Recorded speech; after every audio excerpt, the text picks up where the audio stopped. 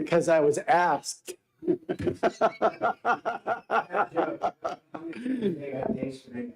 Oh, yeah. Senator Avard. Thank you for the record. I'm Senator Kevin Avard, represent District 12 in Nashua, and I'm presenting to you SB 19FN. And this bill basically increases the permitted number of game dates of bingo allowed for licensees each month and within each calendar year. And that's pretty much it. It's just adding some extra days to it. Just people love their bingo. And years ago, I used to clean the Bektesh Temple, and there would be like about 300 people that would show up at the Bektesh Temple, and these people took their bingo seriously. And so I guess this is just another way to expand it and let people, get together a little bit more playing bingo. So that's about it. Any questions from the committee? I just have one. Certainly. My question is, how does increasing number of dates per charity impact the number of charities serviced by bingo halls? That I don't know. I know there's some people that can actually testify to that. It's one of these bills where sometimes I get surprised. We get a little T-boned, and you just don't know where some of the opposition will come from, and I don't know, to be honest with you. Great. So We have a bunch of other people looking to speak, so I'm sure someone can answer that question for me. right. Well, with that, I'd like to end my testimony. All right. Thank you, Senator. Thank you very Appreciate much. it. And you folks have a great and wonderful day. Next up is Mike McLaughlin, opposed to the bill. Mr. Chairman, Sure. Just have her introduce herself, give us your names and who you represent. good morning, Mr. Chairman and members of the committee. My name is Mike McLaughlin. I represent the Community Bingo Center in Manchester and Arrow International, which is a manufacturer of bingo supplies. With me is my client, Jan DeMarzio. I'm Jan DeMarzio. I am currently the general manager of the Community Bingo Center in Manchester, New Hampshire. We're here in opposition to the bill for the reason that if you look at the bill and its unintended consequence, what happens is in 21st century bingo, the loyalty is no longer to the charity. In your commercial bingo halls, what drives attendance is the large jackpots. And the jackpots are generated what's called the carryover coverall bingo game. So the carryover coverall bingo game, as it rolls through days and weeks of not being hit, the jackpot grows. So the dedicated bingo player follows the jackpots on social media. Most of the commercial bingo halls have a social media presence, and they show the jackpots as they grow. So you'll see the players go from hall to hall in search of the jackpots. So if you have a charity that can have 16 dates versus a charity that can have 10 dates, you're going to find a disadvantage to the other charities because those extra 6 dates are going to help them increase that bingo jackpot. Therefore, the players will start following that. The other unintended consequence is with 10 dates per month, my client can handle, you handle 5 now, 5 currently. 5 different charities. If you give a charity 16 dates per month, in a business decision, a commercial-driven decision, she's going to say, I don't need 5. I can take 2 and have 32 dates. So suddenly, we've forced 3 or 4 charities out. So the idea of the bill to give extra dates is wonderful, but the net unintended consequence is disadvantaging the rest of the charities. We've had this bill several times over the last 3 years, and I think one of the ideas I remember from Paul Flem, who is behind this bill, was he was unable to get some extra dates if he found an empty date in his hall. So I think the solution would be to have a more streamlined ability to grab an extra date if he finds one, as opposed to changing the whole field and affecting every charity. And Jan can take it from me because she has the experience of the real world. Yes, thank you, Senators. Just to give you a little background. Jan DeMarzio. I've been doing bingo. I've been active in bingo for close to 40 years now. It has always been, each charity has allowed 10 game dates. I did years ago, we created 2 extra days in the hall. We actually run 9 games a week. We have it Monday through Friday, twice on Saturday, twice on Sundays, so that we were able to bring in another charity. I've heard that I've heard in the past or through listening to this bill that they're having a hard time finding organizations that are interested in bingo. On the contrary, I have a waiting list. And as a matter of fact, last month, I had 2 charities reach out to me, 2 organizations. It means nothing to me or to them to be on a waiting list. No one's making any money. It's not helping them. I noticed a Facebook post from the Veterans Hall in Hudson that they were looking for a charity. I directed 2 charities to the Veterans Hall. I told them that I saw some openings there. I think communication between the commercial halls might help. If they're looking for somebody, I don't have a problem sending an organization to another commercial hall to help another organization out. In order to stay competitive, if these halls do only have 2 charities per hall, these jackpots will roll. It's not just a carryover coverall. We have bonus jackpot tickets, multiples. We have up to probably 7 to 8 a night. Those jackpot bonuses will roll and will increase substantially. The customer does not look at the organization that they're playing for. They are chasing jackpots. And to stay competitive and quite honest, to be honest with the owner of the hall, it's his decision who stays and who goes. We're not looking to evict anybody. I think 10 days is more than enough. They make a generous amount of money, and you'll hear from some of the charities that are here to tell you that. So I'm asking you to vote no, not increase the days of the week. I think we can open communications between the halls and help each other out. Great. Any questions from the committee? Senator Murphy. Thank you, Mr. Chairman. What's the range for the jackpot sizes? Because I haven't played bingo myself, so, thank you. Well, in the past, we've had on our carryover coverall, which is an actual bingo game, we've had 2 $100,000 winners. We're currently, there's one charity that's in the hall that has a jackpot that's over 70,000 at the moment. That's just the paper game. The jackpot tickets, our highest was $65,000. But on a nightly basis, most of the halls have at least one jackpot ticket over $10,000. And I'd have to emphasize this, I believe the bottom line is there's no animosity towards extra bingo dates. It's just the impact is very negative. And that's why we're in opposition to the bill. Thank you. Senator Innes. So that's sort of my question. I mean, we have a bill here that will increase your business. Well, yes. Thank you. Thank you. So that's sort of at the issue here. We have a bill that will increase your business, and you're not really a fan of it. That's odd. Help me understand. Senator, when I started in this business, I volunteered for charities. That's actually how I started. I learned the ropes. I started operating bingos. I'm currently a consultant as well as a general manager. I'm a consultant for 2 charities in the hall.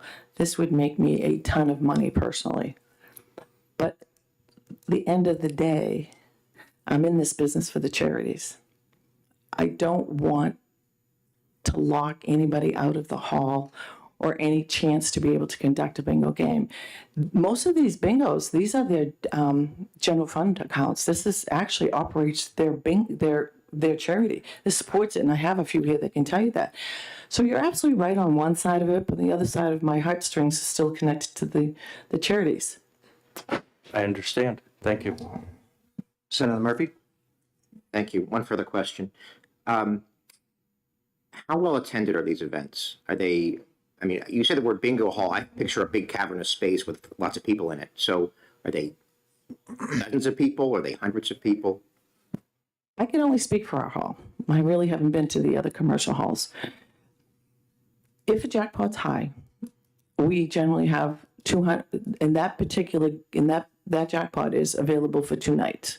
Because remember, they're rolling their jackpot. It's a rolling progressive game, almost like you would see the Mega Box or the Powerball. So they can roll their jackpot to the next day of their business. That's about, I think they're at 70,000.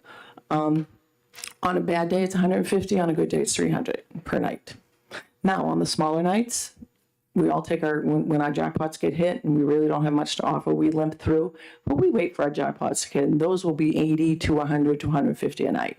So it really is, unfortunately, it's based on the jackpots. Anything else from the committee? We're all set. Thanks, guys. Rick Newman, in favor of the bill. And Rick, do you want to bring Paul up? It looks like you guys are together. Do you want to testify together or testify separately? I think we plan to do something. Okay, that's fine.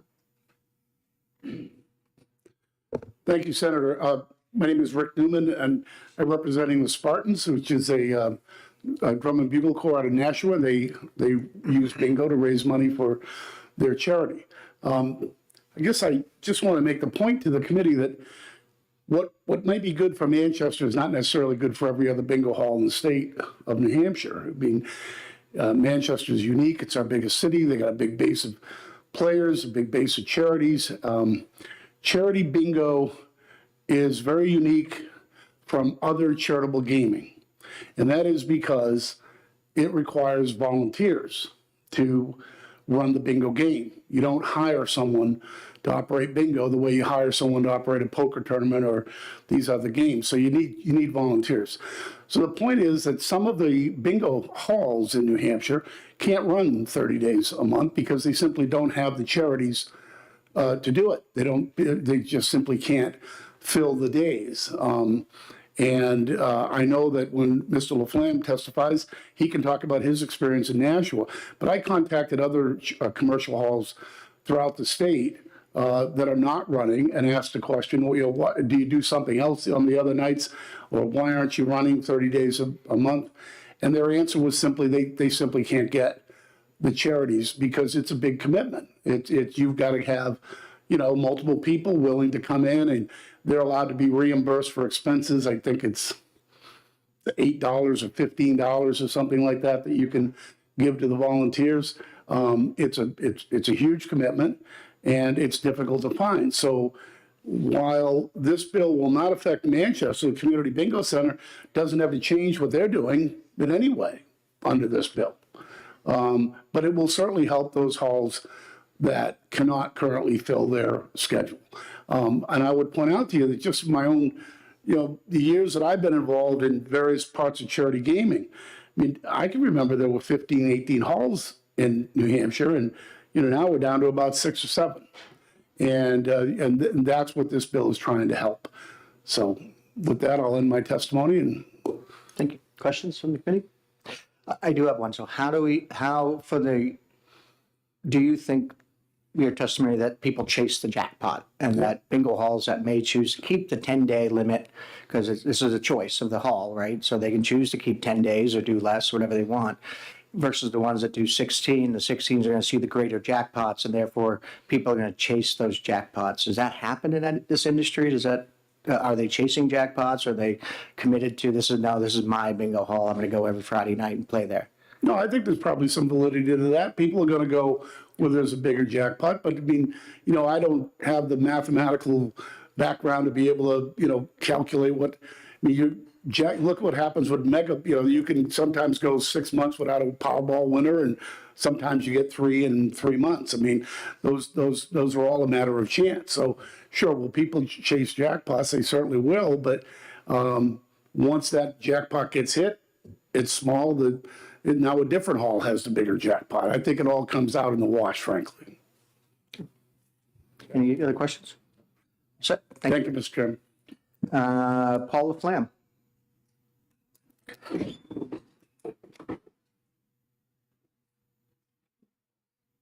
Good morning. Thank you so much for having me. My name is Paul LaFlamme. I am the Executive Director. Sorry. Good morning again. My name is Paul LaFlamme. I'm the Executive Director of the Spartans Drum and Bugle Corps, 6-time world champion in Drum Corps International. We have been relying on bingo for as long as I can remember. My grandfather founded the organization, and I remember being a little kid cleaning up bingo halls. So we've been doing it for a very long time, and it's a very important part of what we do and allows us to fulfill our mission, which is to take 15 to 21-year-old kids across the country every summer and do this national tour where we are introduced. Drum Corps International is now proud to present from Nashua, New Hampshire, the Spartans. So although we have a very small sphere of influence, we influence a lot of band geeks across America who know exactly where New Hampshire is and know that that's the group that they want to go audition for someday. And we do our part to promote New Hampshire.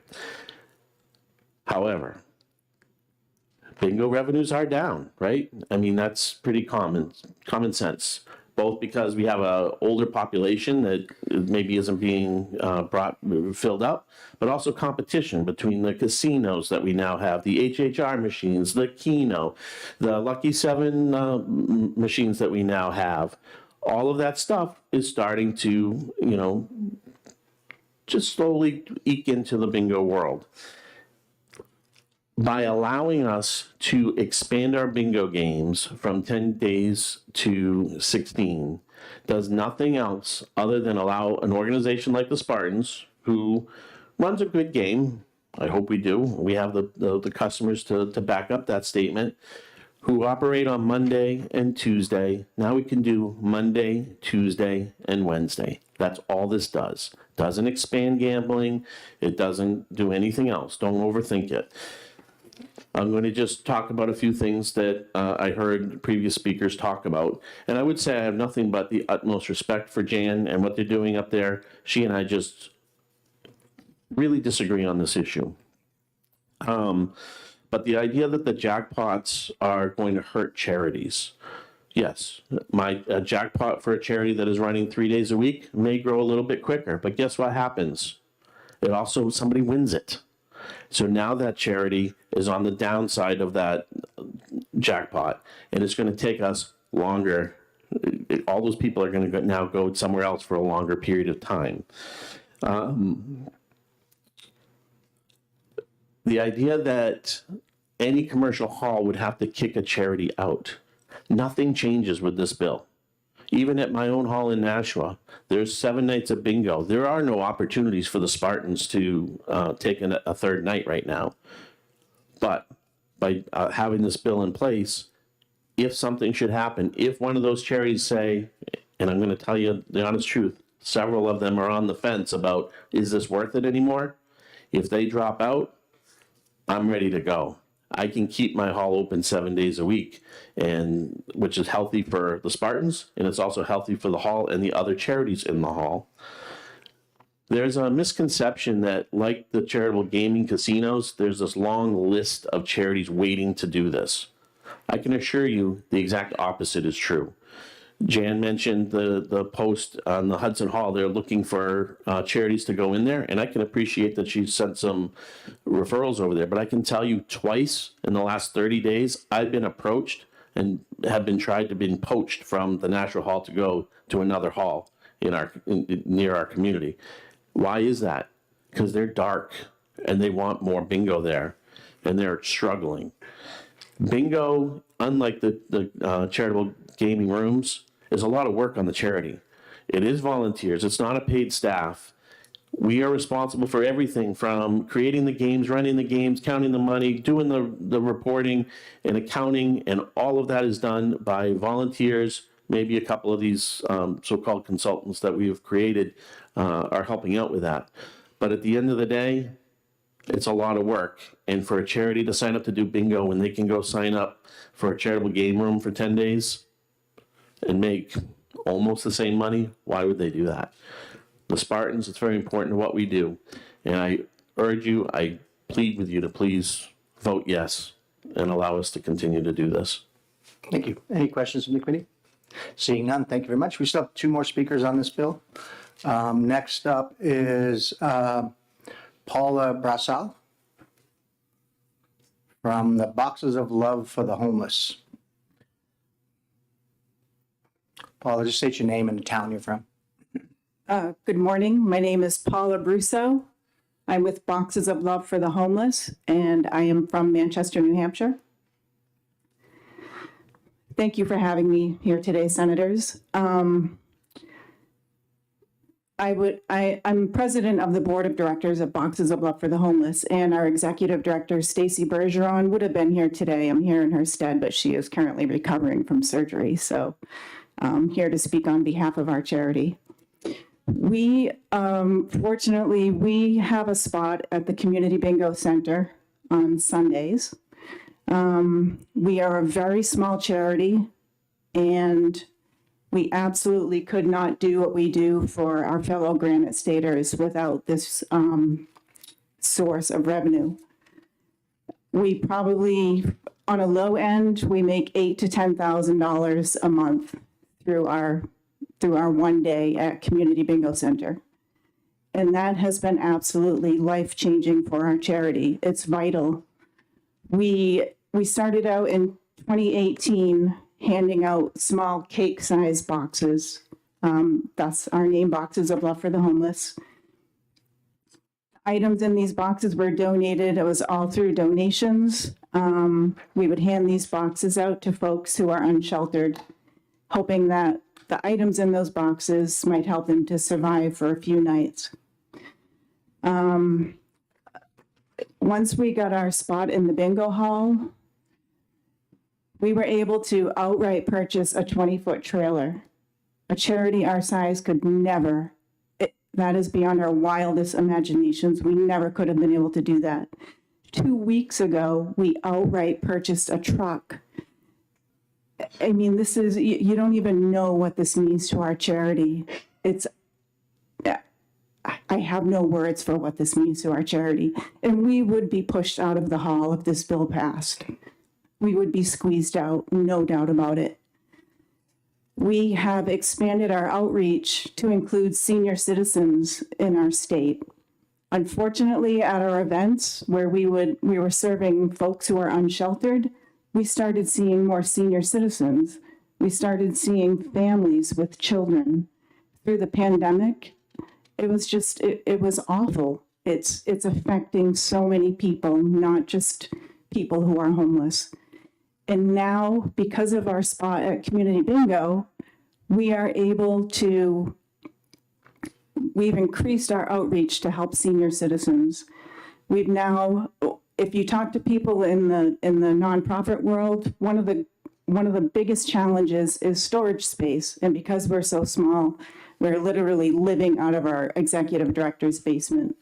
But because of now we have an operating budget because of the revenue that's generated by our spot at Bingo. We have increased storage space. We're able to take in large donations from retailers. And because of this, we've started something called the Joshua Project. And we're able to distribute all of these items that we get from retailers to other networks. The day of New Year's Eve, we were able to help a family at the Belknap House move out of transitional housing into housing. Next week, we're getting pallets and pallets and pallets, and we're going to be able to distribute that out among other charities. And if we didn't have the space, if we didn't have the revenue from Community Bingo Center, we would not be able to afford that storage. So we just simply cannot survive. We're so small, we cannot survive on donations. We need this revenue. And on behalf of the executive director, my board of directors, our volunteers, and the precious souls that we serve, our fellow Granite Staters, we ask you to vote no on SB 19. Thank you so much for your time. Thank you. Any questions from the committee? Seeing none, thank you very much. Thank you. Last speaker is D, I don't want to butcher your last name. So if you could introduce yourself and where you're from.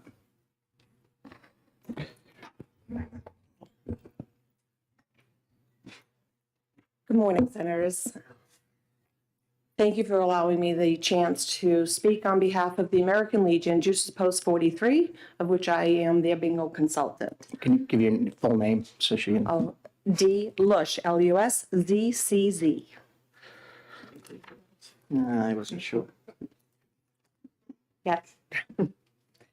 I am also against this bill. I have been involved starting as a volunteer back in, I believe it was 1998, for the Boys and Girls Club of Derry. And actually my sister is Jan DeMarzio, and we have done this together as a side thing for years and years, totally as volunteers until the state mandated that we become consultants a few years ago. The small fee that we get paid as consultants is really, it doesn't even tap the surface of the amount of work that is involved. But we do it for the reward we get when we see the revenues going to the charities, and not just to the veterans of the American Legion. They disperse a lot of these funds throughout the community. Except myself personally, my marketing campaign at the hall is to take advantage of the fact that we have a large gathering of people right from Manchester, and ask for them to bring in donations during certain seasons. And it's overwhelming how much the participants at bingo want to help their community, and it is a direct result. Sometimes I do it also, it's not boxes of love, but I have another person who, through a church, outreaches to the homeless and the needy in the city of Manchester. We collected over 100 flashlights, something that you would think is insignificant, but it actually meant a lot to them. Canned goods, clothing, a lot of items. So getting back to the dates though, volunteers are hard to get, and it is true. Paul said you have to be a volunteer to help assist at bingo. Getting enough staff to run 2 days a week is difficult enough. To be competitive, and I totally agree, if the bill was to be 16, the commercial hall would have no other choice but to limit the charities to 2, so only 2 could run a month. I don't think you'd see a real benefit. I don't think the charity would really benefit, because you're not going to get those same volunteers 4 days a week. People just don't have that amount of time, free time in their everyday lives. I currently run my own business with my husband. I sit on the Raymond Planning Board. I sit on the Raymond Water Commission. I have 2 grandchildren living with me, and I run bingo twice a week. Probably wouldn't have spot for 2 more nights myself. So I think it's not in the best interest of the charities that this will hurt. I think as a commercial hall director or owner, I think they should just maybe emphasize their marketing into getting maybe more players in their hall, or like I said, reaching out. There's plenty of charities out there, and if with a little advice, they could, maybe they don't operate bingo now, but they could be taught how to run one. It's a great revenue source, and it's a very intricate part of a lot of our elderly's social being. This is really some of their only ways to be involved in a very safe environment, and a familiar one at that. We look after our elderly players and check in on them. Our veterans at the post, they realize that the donations through bingo, the revenues through bingo, is really the only thing keeping that post alive. And I'm sure that's true with most, if not all, of our charities that are directly related to a physical building.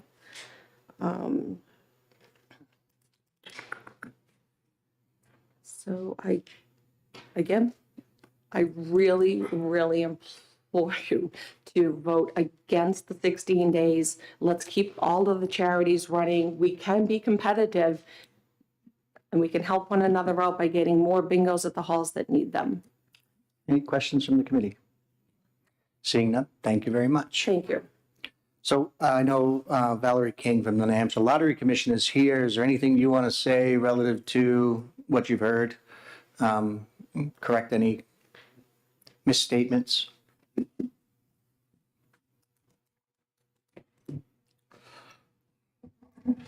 Good morning. My name is Valerie King. I'm the division director for the Investigation and Compliance Division at Lottery. We oversee the licensing and the oversight of bingo.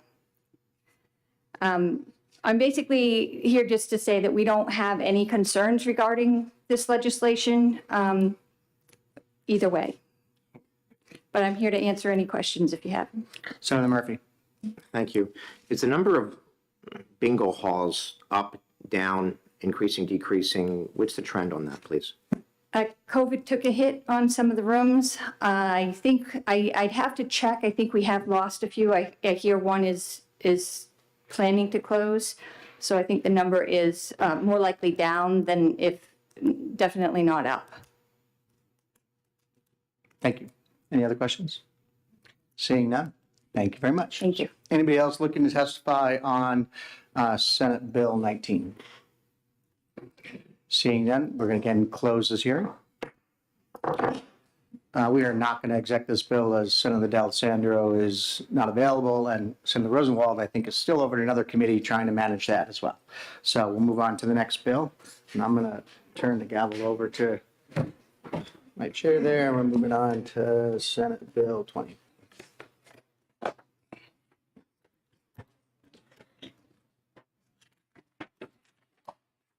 All right. We're going to open the hearing on Senate Bill 20. And Senator Lang, would you please introduce the bill? Thank you very much, Senator Ennis. Senate Bill 20 is actually a fairly straightforward bill.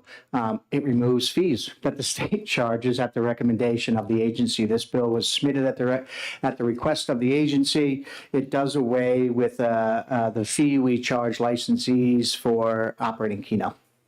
The agency's here to speak to it in Executive Director McIntyre, so I'm just going to leave any technical questions to them. But the short version is it does away with their fees. I will tell you that I received an email from the New Hampshire Grocers Association who had planned on being here today, and they are fully and 100% in support of this bill. Thank you. All right. Thank you, Senator. You want this back? Yeah. There you are. There it is. Speaking. Executive Director McIntyre, please come up.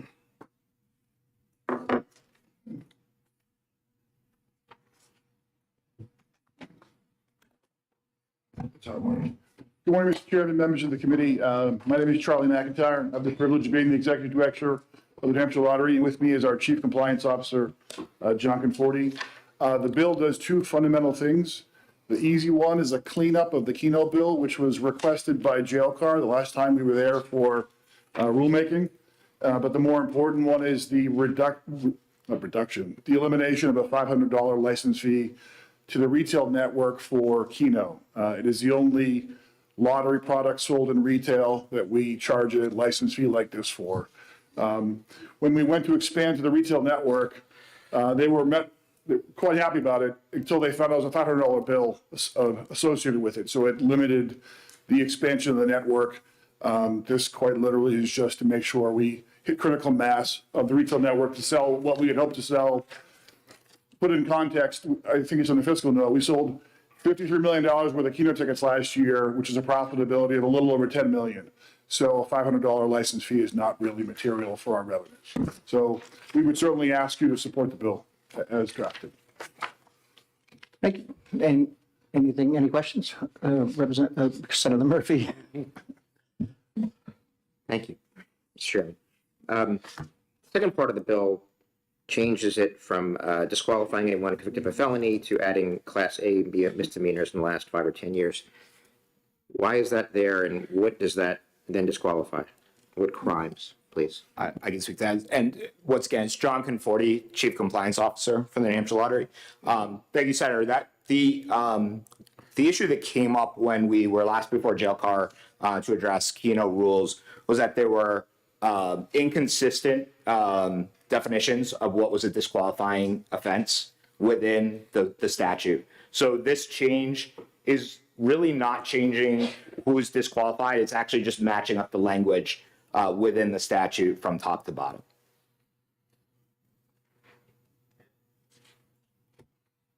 And which crimes are, could you just give me, assault?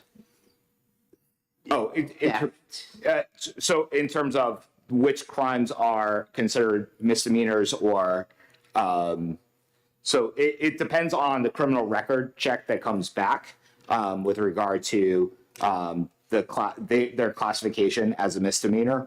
Any felony or Class A misdemeanor within the last 10 years is disqualifying. Class B misdemeanors, that depends on the classification that comes back, and we will research that depending on what state the crime took place in. Any further questions? Seeing none. That's the only speakers. Thanks, Commissioner McIntyre. For the committee, this is a bill that I would be interested in execing because I don't think there's any controversy around it, so to speak, but I kind of want to hear the will of the committee. Are you guys okay with execing? Sure. Okay, great. Thank you. So I'm going to close the public hearing on Senate Bill 20, and I'd entertain a motion to move into executive session for Senate Bill 20. Move. It's been moved by Senator Ennis. Is there a second? Seconded by Senator Murphy. So again, this is a cleanup bill, and it helps our retail association. So I'd be in favor of passing this bill. If there's a motion somewhere. So moved. Been moved by Senator Ennis. Is there a second? Second. Second by Senator Murphy. Any further discussion? Hearing none, all those in favor of passing Senate Bill 20 signify by saying aye. Aye. Opposed? And it's unanimous 3-0. Motion to move out of executive session. We'll move, so. You don't want to put that on consent? Without, Yeah, we can't go on consent, I understand that. It'll go on the regular calendar, but I think it'll be a quick floor discussion, so. All those in favor of moving out of executive session, say aye. Aye. All right, moving on, next bill is Senate Bill 17. What's that? You're still doing 9:45 recent. Yeah. Yeah, we can go on to 17, right, and get caught back up? Yeah. All right, we will open the hearing on Senate Bill 17. Senator Lang, welcome once again. Thank you, Senator Ennis. Senate Bill 17 is a bill that was requested by the Fish and Game Department and Commission and the Commission itself. This proposal will allow any donations received by Fish and Game for the non-game species fund as established in RSA 2212B16 to be exempt from requiring approval by both the Fish and Game Commission and the Governor's Council. In the same manner that any funds received from nonprofits are exempt from needing such approval. Currently, any monies received for this fund are deposited into an account overseen by the treasurer and then are transferred to Fish and Game after approval by the Executive Council for the express purposes of managing non-game species programs. The short version of the intent of this proposal is to streamline, simplify the process and donation process. The agency's here to speak to any questions, but again, the short version is someone donates money, we don't have to go through a whole bunch of government rigmarole to accept that money. We can put it to use in a more quick fashion. Okay, thank you, Senator.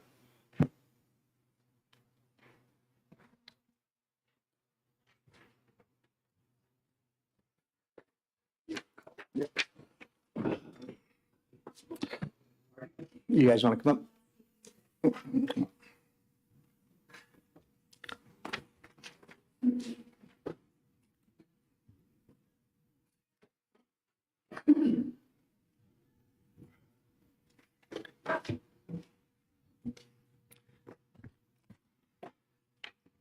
Good morning, Mr. Chair and the committee. My name is Mike Marshan. I'm the supervisor of the non-game and endangered wildlife program at New Hampshire Fish and Game. I appreciate your time and consideration of this bill. I'm here to speak in support of Senate Bill 17, representing both the Fish and Game and the Fish and Game Commission. Just briefly about the non-game program, as mentioned, we were set up through 212B in 1988. We're celebrating our 35th anniversary this year. And our program basically covers all those species that aren't actively hunted, fished, or trapped for, which represents about 80% of those animals with backbones in the state, as well as all the invertebrates, the pollinators and such that are so important to our state. So pretty large responsibility. We think we've been a successful program over the years, working in partnership with other state agencies, nonprofits, universities, et cetera. But pertaining to this bill directly, our funding structure is fairly unique within our non-game program. We operate more similar to a nonprofit in that our program depends on donations coming into the program, and that's how it was set up and recognized when the bill was established in 1988. We actually depend on those donations. We do not receive funds from fishing and hunting license sales, unlike the rest of the programs at Fish and Game. So those donations are critical to operate our programs, as well as to match other state and federal grants that come into the department. It's been a longstanding interpretation of the program that it's because of our program being a dedicated account and it being set up to basically require donations in order to achieve our purposes of our program, that our program didn't require further authority. This really streamlines and clarifies the intent of that act. And similar to that other program and a few programs we have that have the same exemptions. I'd also like to take the opportunity to thank all of our donors to our program. Very appreciative of those. We've been successful in raising over $100,000 a year, representing over 4,500 donors a year. So really, as the chair had mentioned, we're really looking to streamline the non-game program, make those donations go where they're intended in a timely and efficient manner, make sure we can spend those dollars wisely. Finally, I'll mention that with our donor base changing over time, more and more of our donors are using financial institutions and charitable foundations to provide their support to us, and many have expressed concern over their donations needing additional approvals, especially those that are setting up wills and concerned about making sure that their money is going where they intended to after they pass. So with that, I'll close, and I appreciate your consideration of the bill. And if you have any questions, I'd be happy to take them.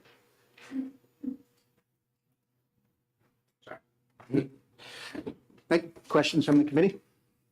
There being none, thank you very much. Thank What's it? Yeah. All right, so any other testimony on, go ahead and step up, sir. Just give your name and your, where you're from.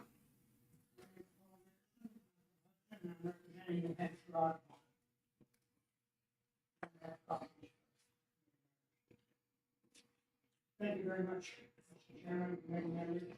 New Hampshire Audubon, almost 35-year life expectancy of the fish and game program, of the non-game program, and we've been there all along. Audubon was very helpful in establishing a cooperative agreement between New Hampshire and the Fish and Wildlife Service to enable the state to receive federal funding for non-game and endangered species work through Section 6 of the Endangered Species Act. I think you've already pretty well heard the reasons that we feel this bill should pass, so I'm not going to reiterate them. I think that would be pointless. But what I will say is please streamline and simplify the process for accepting donations to New Hampshire Fish and Game Non-Game and Endangered Wildlife Program by voting SB 17 ought to pass. Thank you. Questions? Questions from the committee? There being none, thank you very much, I sir. have copies. Thank you. Give it to the assistant, she'll get out. Anybody else wishing to speak on Senate Bill 17? Seeing none, I will close the public hearing. Same conversation, we okay with executive? Are we good with this? Yeah, motion to go into executive session. It's been moved by Senator Ennis to move into executive session on Senate Bill 17. Is there a second? Seconded by Senator Murphy. I don't think anything else needs to be said. I'd entertain a motion. So moved. It's been moved by Senator Ennis to approve to OTP on Senate Bill Yes, thank you. 17. And seconded by Senator Murphy. Any further discussion? Seeing none, all those in favor say aye. Aye. Aye. Opposed, nay. On a 3-0, the motion of OTP passes. All right. I'm sorry? I'll take it up. I don't put any work on anybody else. It's my bill.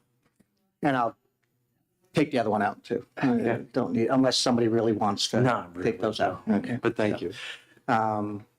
Great. Motion to move out of executive session. So moved and seconded, and all those in favor, aye. Aye. All right, out of executive session. All right, we're going to take just a 5-minute recess because I have to run over to ED&A and introduce a bill real quick. So bio break, go get some coffee, water, whatever you like. Assuming that we're on time. Yeah, I'm going to run over real quick. And if not, come back and find, I'll make them come chase me. All right, we'll see you in a minute. Is it across the way? Yeah, we're literally 103. Oh, easy. Sorry about forgetting to say not to pass, but it seemed implied.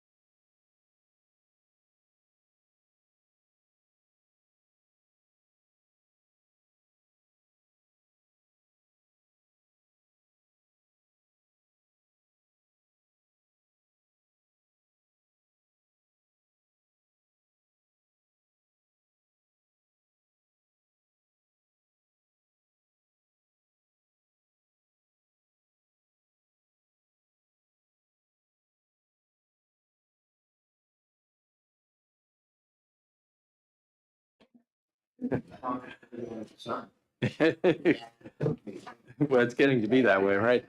All right.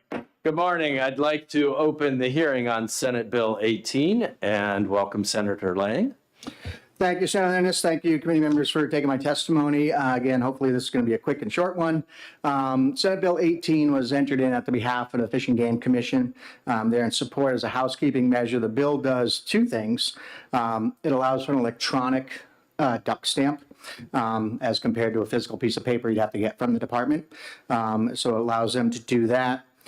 So that there's no time lag. I literally go online, buy my duck stamp, I have it the same day, as compared to there might be a delay if I buy it online to get the physical piece of paper.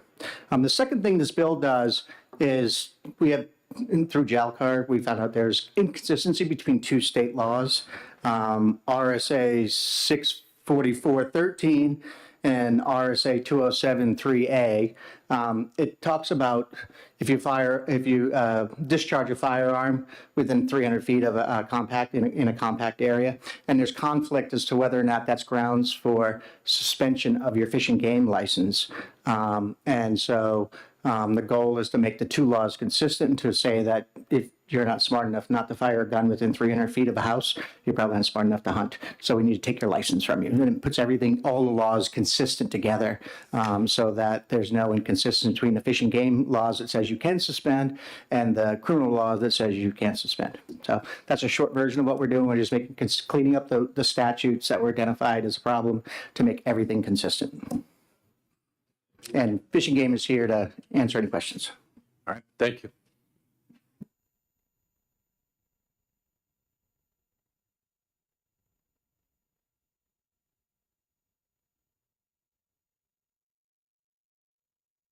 Major Walsh.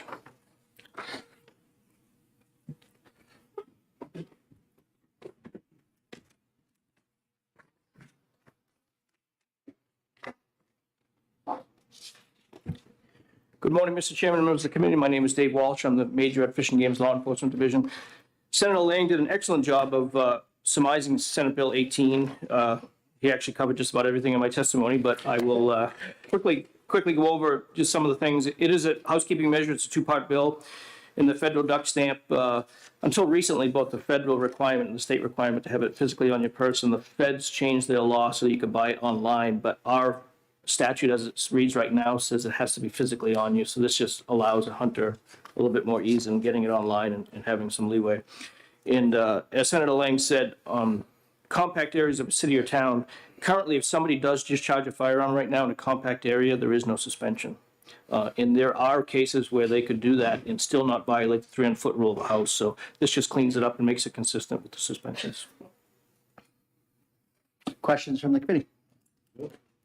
Seeing none. Thank you, Major. Thank you, sir. Probably the easiest testimony you can have all session. I appreciate it. Good luck in the House. Any other testimony on Senate Bill 18? Seeing none, I'll close the public hearing and entertain a motion to go into executive session on Senate Bill 18.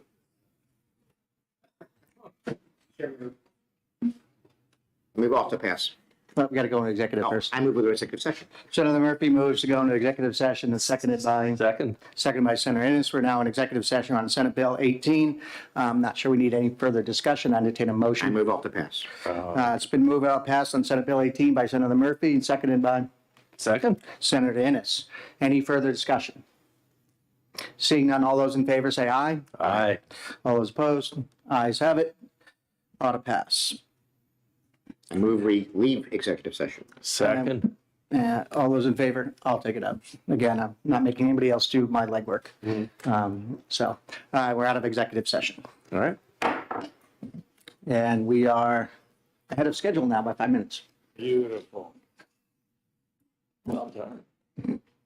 You're on the trains on time. We let the first one get a little bit away from us, but yeah.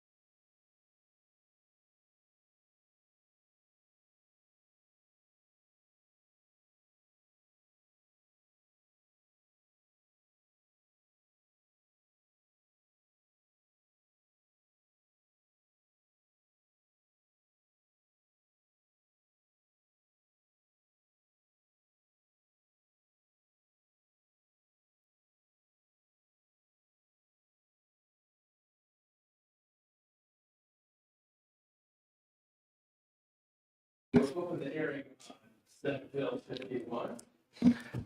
I'll say that again for the record. Good morning again. I'd like to open the hearing on Senate Bill 51 and recognize Senator Lang. Thank you very much, Senator Ennis. This bill that's before you, Senate Bill 51, does two basic things. It creates a commission to study charitable gaming in the interest of HHR, historic horse racing, and it extends a moratorium. So when we passed historic horse racing last term, we put a 3-year moratorium on the licenses to see kind of what the net effect was, what was going to happen with this new form of gaming and how it was going to work. So we put a 3-year moratorium. Existing charitable gaming operations could be eligible for a license, and then we would look at what was happening with the license. We ran into a little snag in that it took us forever to pass rules.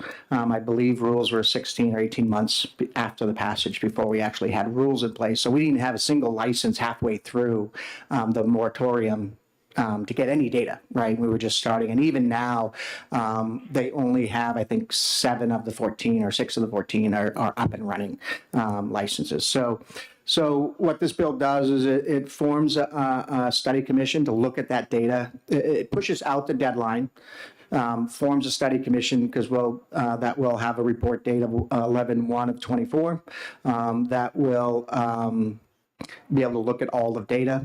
And then I push out the moratorium another 18 months to take into effect we didn't have licenses in place for 18 months to allow that commission to work and for the legislative process to occur. So with the report being due on 11/1/24, they can get late filing privileges, file a bill in 25, and depending on what that bill, if it's necessary based on the commission's recommendation, they would be able to get a bill in place and a law passed if they needed to in 25. And if they don't do anything, it automatically expires. The moratorium expires in 26. So again, just logical process, create a commission, see what the effect on the charities was. Because again, remember, we're talking about charitable gaming here, and it's about the charities. See what the impact of HHR licensing's been and what the revenue's been on charitable gaming, and then let that commission make a recommendation going forward, and then give time for the legislative process to happen based on the results of that commission. That's it. That's the whole bill. Okay, thank you, Senator.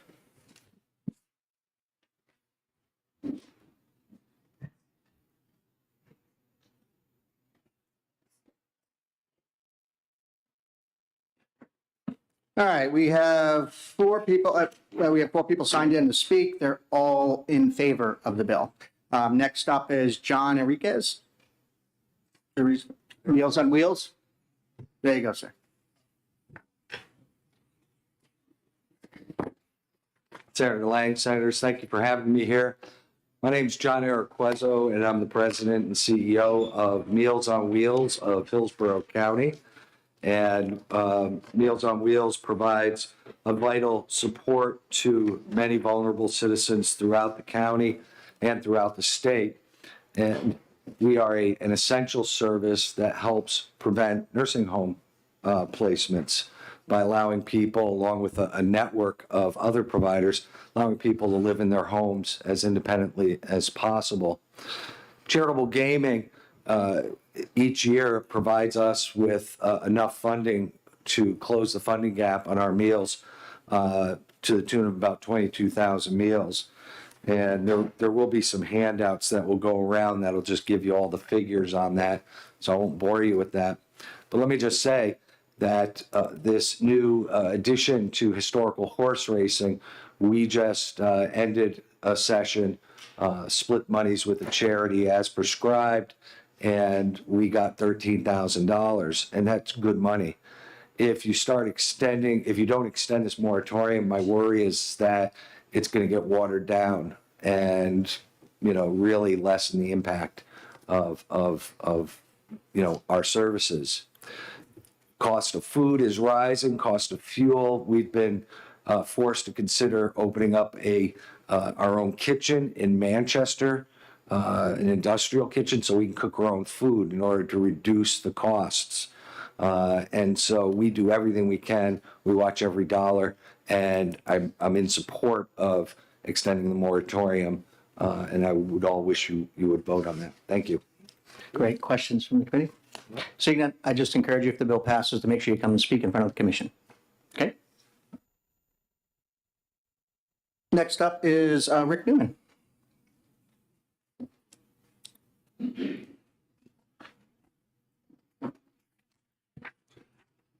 Thank you, Mr. Chairman.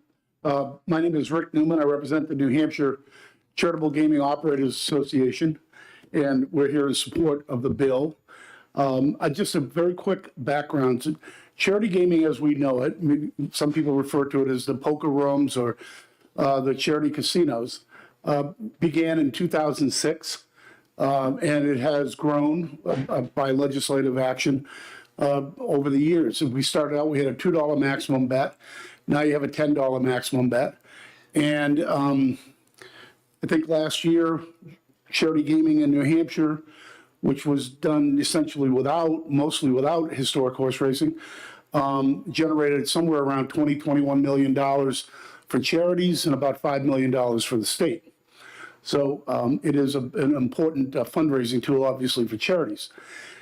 In 2021, historic horse racing was passed, and at that time, and I have to say, I'll admit, naivete on my part, and I think on the part of several of us that were involved, as Senator Lang said, there was a 3-year moratorium put in place to give charity operators that were in existence an opportunity to get up and running and to have the state take a look and see what the effect of historic horse racing would be. I know that I certainly thought it would be a few months and then everybody would be up and running.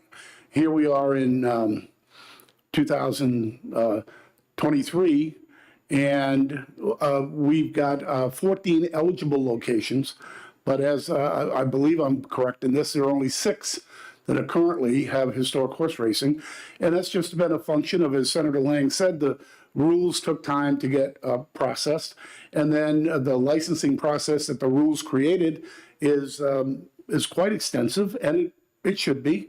We want to make sure we get good operators, good actors in the business. So it's taken a long time for people to get through the process. So by extending, we certainly think the commission is a great idea. I think it would be, it's a good idea to take a real hard look at just what effect historic horse racing has on charity gaming. I think the outcome will be that it's a positive one, but we'll see how that shakes out. I would just comment on the date of January 1, 26. We would prefer to see that pushed back to July 1 of 26 to give us more time. And that would give the legislature, assuming the committee report comes out in November of 24, it gives the legislature 2 full sessions to take a look at various changes that might need to be made. And I believe that by sometime this year, I would anticipate that all of the rooms that are eligible will likely have historic horse racing in place. And so then that would give all of the operators at least a 3-year or so window that we originally anticipated in 2021. So that's the only suggestion I would make about the change, is to push it back to July 1 as opposed to January 1. And thank you. Great. Questions from the committee? Seeing none. Thank you, Mr. Thank you, Newman. Mr. Chairman. Next up is Shannon Patch. And Shannon, did you want to speak with Gia or separately? Thank you.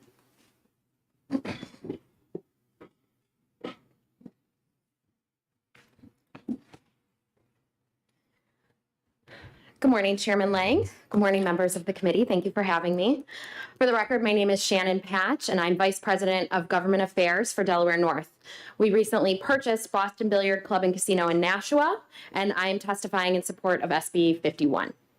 Delaware North is a family company owned for the last 108 years by the Jacobs family and headquartered in Buffalo, New York.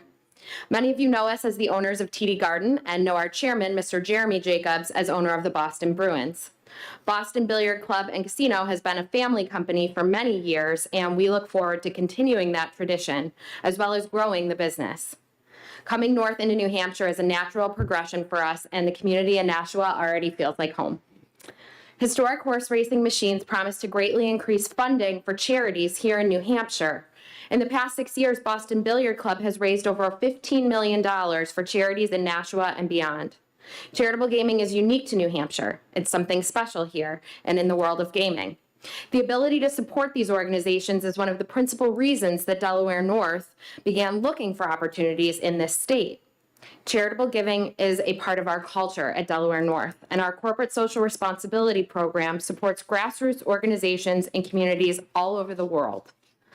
We believe in helping to create healthy hometowns in the areas in which we operate, and Nashua is no different. As our customers become more familiar with HHR machines and excited about the product, we believe we will be able to generate even more financial support for the organizations.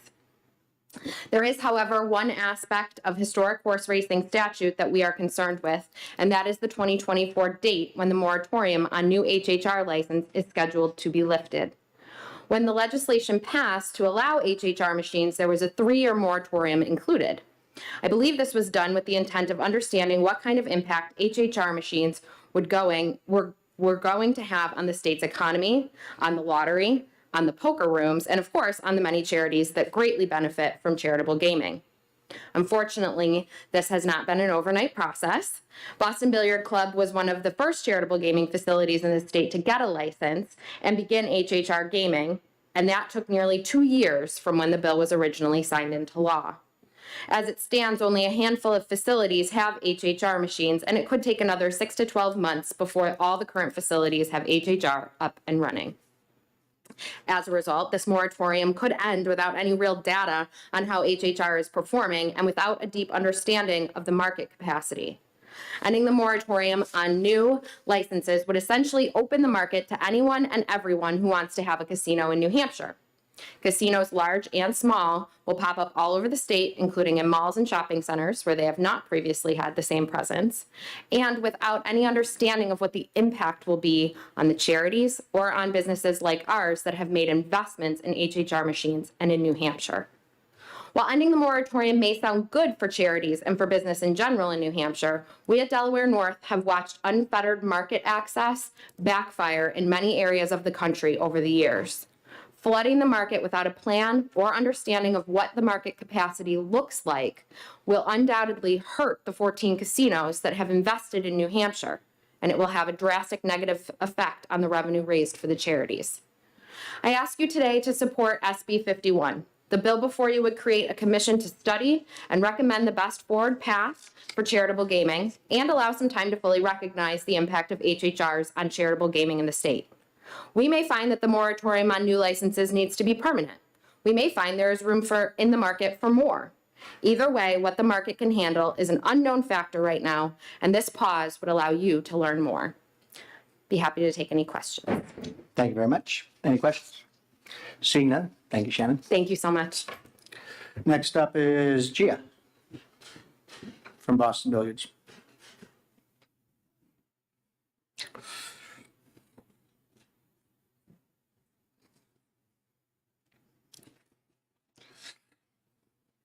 Good morning, Senators.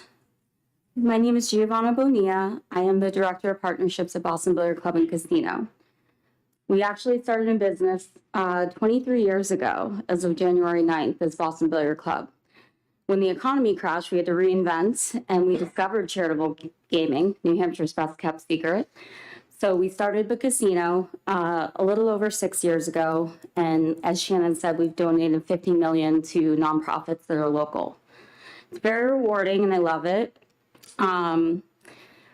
HHR has been very exciting. It took a long time to get up and running. It's no easy feat to do when you're running a fully functioning charitable gaming operation, restaurant, staffing, all of that good stuff. So we had to work on internal controls, work closely with the lottery, and there was a lot to be done. So I have some of this documented that I'll hand out after, but I would urge you to support SB 51 and the extension of the moratorium. Because with the charities, the biggest thing is we're doubling them based on previous legislation, which is wonderful, and I look forward to it. We're going to go from about 52 charities to well over 100.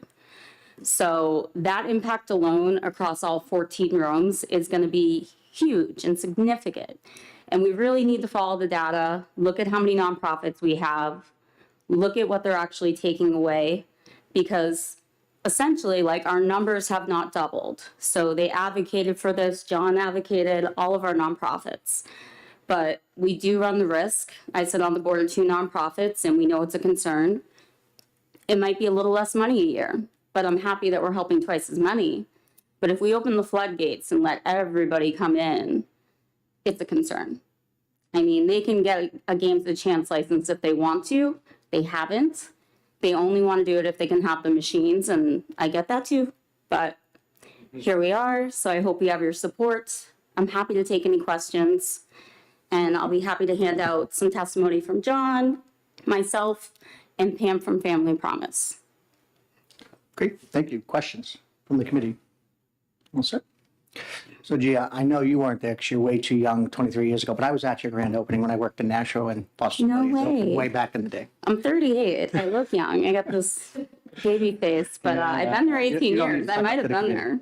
All right, no further questions. Thank you, Gia, for your time. All right, thank you. Last person up is Executive Director McIntyre.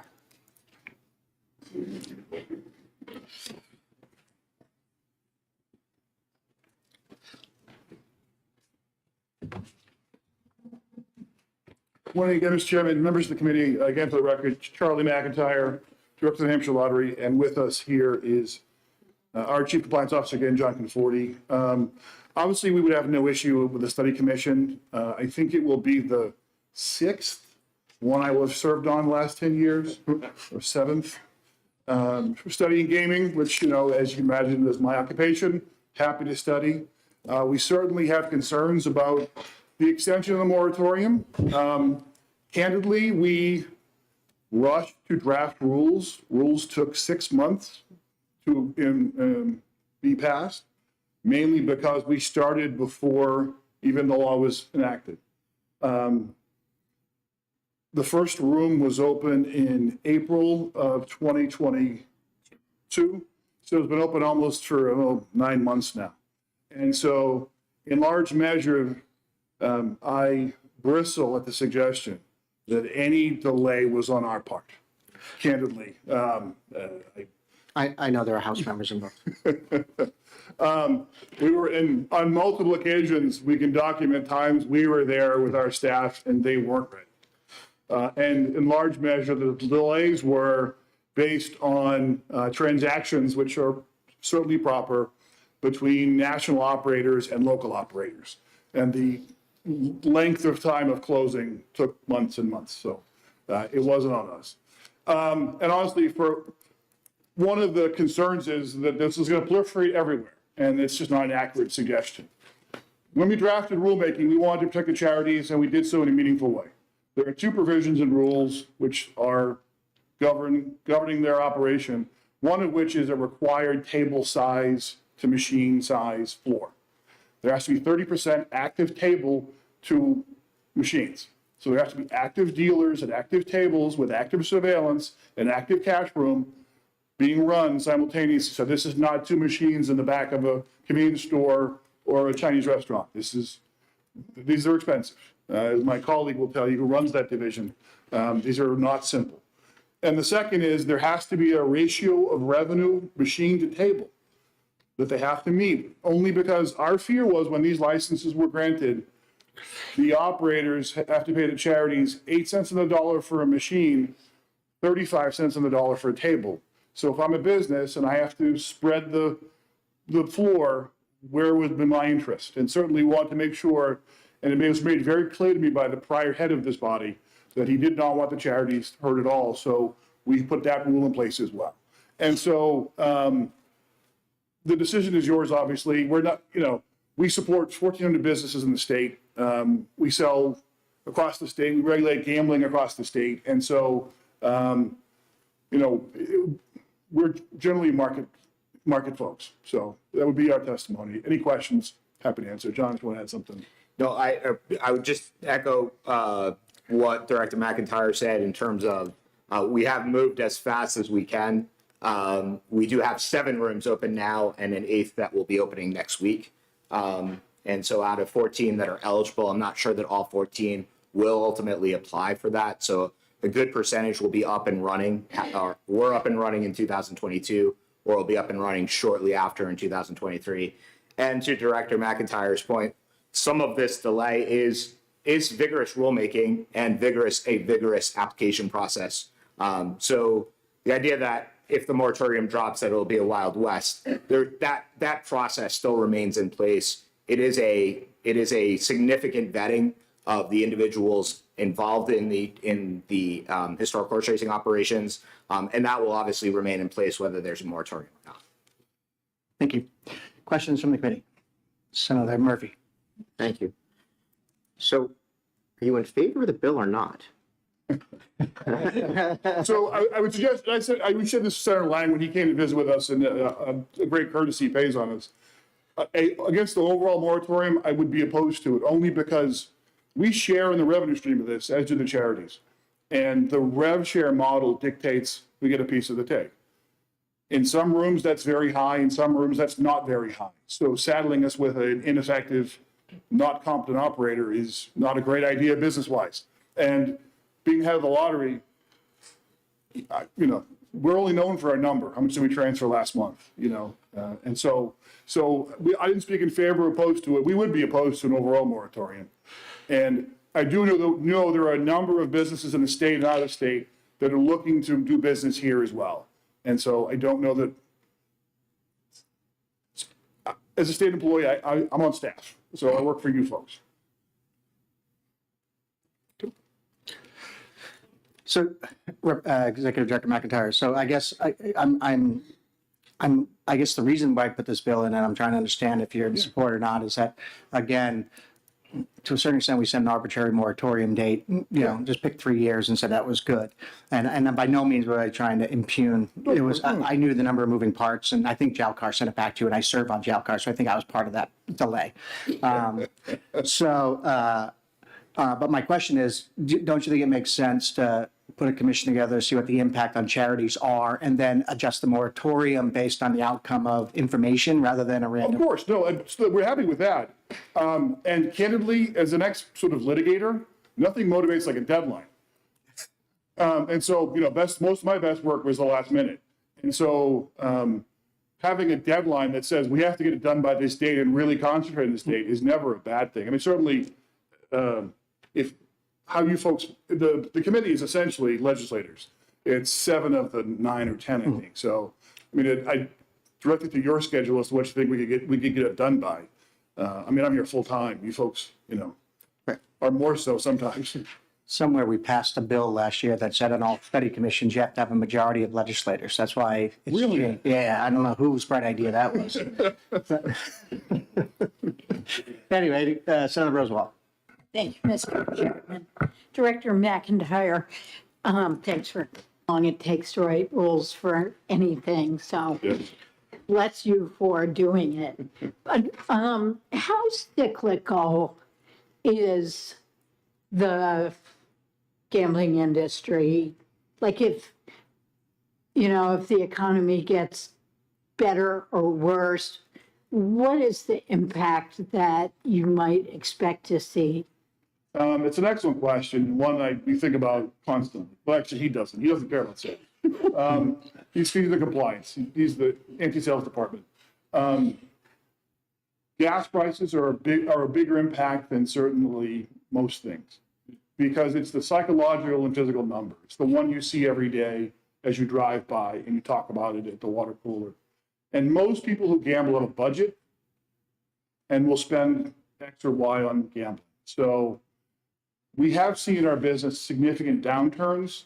The belief that in bad times we sell more is just not accurate. We're still up. Other states are down because of inflation and the like. So it is cyclical. There are things you can do to ameliorate it, and that depends on the vertical in question. I guess is the best way to describe it. It's a really complicated question. I could really, you want 2 minutes, 2 hours, 2 days, Thank you. Well, I guess, my thinking is if there's a recession, even a mild one, yes, could that depress revenues and perhaps a longer time until the moratorium is lifted might give us a better sense of what the impact is going to be on the charities, because I think that's what we're concerned about. Yes, they pay tax, other taxes too, but would we have better information on the charities if we had a slight extension of that moratorium if there was a recession? Of course. And I realize it's a lot of Yeah, if. sure. That's it's a fair point. More data is always better. I mean, I'm a data wonk. So I constantly look at spreadsheets and data points all day, every day. And so more data is always better. We are, candidly, I think one of the prior speakers said, at the infancy of this. Really it's new. It hasn't been spread across the state. Not that it will really. The vast majority of the concentration is in the South, particularly in the Southeast. The most number of locations are in the Southeast. There's two in Hampton, one in Seabrook, one in Rochester, one in Rollinsford, one in Salem. So they're really the majority, not the majority, the plurality are in that corner of the state. So, yeah, we won't know. I won't have a full picture for at least 6 to 9 months. Thank you. Any other questions for Director McIntyre? Seeing none, thank you, sir. Is there anybody else in the room that wishes to speak to Senate Bill 51? Hearing none, I'm going to close the public hearing, and I'd ask to see if the members want to go into executive session. Motion to move into executive session. It's been moved by Senator Amos to move into an executive session. Is there a second to that? Not going to second. Do you want to? I'm hoping that we can think about this last bill a little bit. So we'll just have a discussion. If we choose not to go to a vote, we won't go to a vote, but so seconded by Senator Rosenwald. So if you don't mind, I'll speak first to this, and that strictly, we heard testimony today, and it sounds like from Mr. Newman, the only objection is the date of January 1, and maybe pushing it out to July 1. And I'd be in favor, I'd be okay with that amendment if that's what we want to do, to move this forward, to give, again, we haven't gotten to our revenue projections yet about recessions and what's going on. But it is a potential. I would move that amendment to extend the moratorium out to Do we need, July 1 of 26. do we need an ought to pass first? Well, we're in discussion, right? We're not going to make a motion yet. I want to see where the committee is I'd and see support if that. we want to, if that is a reasonable, and with that amendment, where the committee stands on what it looks like. It's reasonable. Senator Murphy? Mr. Chairman, I'd rather caucus and maybe take a couple days to think about this. Okay. All right. That's fine. Thank you. That's fine. So we'll motion to close the executive session with no vote. So moved. And it's been a motion to close, seconded by Senator Murphy. All those in favor of closing the executive session, say aye. Did we already exec the other bills? We already exec two of them. We exec the 2 fish and game bills and the 1 Keno bill. Okay, For today, right? so we did And that's the it. 3. Yep, we did 3. We held the 2 gaming ones. Okay. Yeah, the 2 bingo and this one. Great. And with that, thank you everybody for coming. We'll let you know when we're going to schedule the next session. Motion to adjourn. Don't have to. It's